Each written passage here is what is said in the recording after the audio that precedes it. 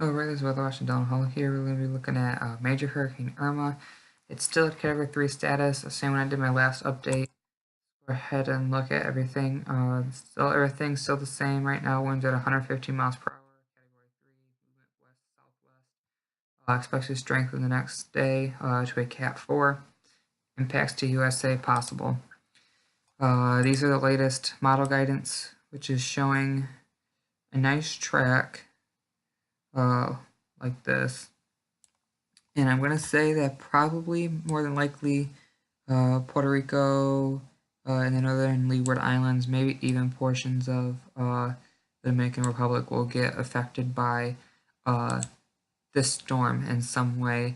The Bahamas, not out of the question. They will definitely get affected by it. I actually think that these models will start to trend over the Bahamas. Looking at this extending out, the main focus for this storm to go over again is what all the weather watchers, meteorologists, scientists, the National Weather Service, news stations everywhere have been saying is going to happen from Florida all the way up to Maine could see this impact. But if we hone in on a specific area that could get hit by this, again, like I've been saying, well, this is a little bit more farther south. This is probably the Florida-Georgia line. To again, North Carolina. So within that area, this probably has the greatest percent chance. There is a percentage right here, though. Don't forget about that. That's a little bit of a weaker percent chance. Still something to watch, though, because that could happen. Looking at model tracks that I've made, I have two positions that this could happen. It could go like this and in like that, and then back out to sea. If that happens in the lighter blue, that would be tropical storm force winds. You could see darker blue, category 1 to 2 force winds, and then in this brown tan area, category 2 plus force winds. Move on to the next scenario. It would move in like this, and then do something like that. Again, tropical storm force winds, category 1 to category 2 force winds, and category 2 plus winds, all within those areas that I just named and outlined. So again, hurricane category confidence still thinks it's going to be a category 5. Looking at what was going on, I don't think that this will be the strongest hurricane on record throughout the whole globe. I think that there is a possibility. I'm going to give it a 50-50% chance that it could be the strongest Atlantic hurricane.